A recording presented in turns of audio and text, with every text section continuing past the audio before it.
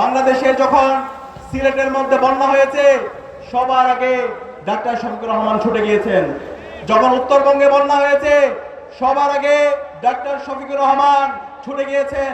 বাংলাদেশের যে কোনো সংকটে ডাক্তার শফিকুর রহমান এবং ডাক্তার শফিকুর রহমানের নেতৃত্বে শফিকুল ইসলাম মাসুদ ভাইরা সারা বাংলাদেশ ব্যাপী তারা কাজ করে গিয়েছেন। কিন্তু আমরা দেখতে পাই অনেক নেতা জুলাই বিপ্লবের 1.5 বছর পর তারা আসছে। 1.5 বছর পর আসার পরে আজকে বিভিন্ন ধরনের ভুয়া কথা বলছে। ভুয়া কথাগুলো কি আপনারা জানেন? এই ভুয়া কথাগুলো বিশ্বাস করবেন না। আমরা তাদেরকে বিশ্বাস করব যারা ইতিমধ্যে তাদের কাজের মাধ্যমে নিজেদেরকে প্রমাণ করেছেন। যারা এই দেশ থেকে মুসলাকে দিয়ে পালাইছে তাদের কথা কি আপনারা বিশ্বাস করবেন? আমরা তাদের কথা বিশ্বাস করব না।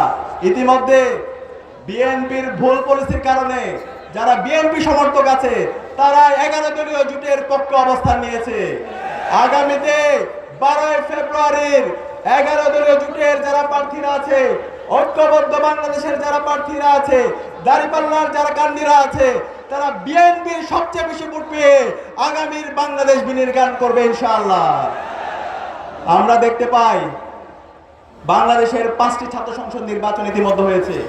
এই 5টি ছাত্র সংসদ নির্বাচনে বাংলাদেশের যে 4 কোটি তরুণরা আছে তারা ইনসাফের পক্ষে অবস্থান নিয়েছে। আপনারা তো দেখতে পেয়েছেন ডাকসু দিয়ে শুরু হয়েছে, সর্বশেষ যোগসূত্র দিয়ে শেষ হয়েছে।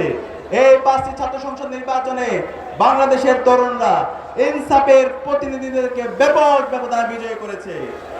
আমরা নির্বাচিত হয়ে আসার পর আমরা বলেছিলাম আমরা শিক্ষার্থীদের নেতা হব না, আমরা তাদের প্রতিনিধি হব, আমরা তাদের সেবক হব, আমরা আমার ছোট ভাইয়ের একজন অভিভাবক হব, আমার শিক্ষকের একজন ছাত্র হব, আমার বোনের একজন ভাই হব। আমরা শিক্ষার্থীদের কাছে জবাবদিহি করব। আমরা কথা রেখেছি। আমরা 4 মাসে প্রমাণ করেছি কিভাবে কাজ করতে হয়, কিভাবে শিক্ষার্থীদের অধিকার আদায় করতে হয়।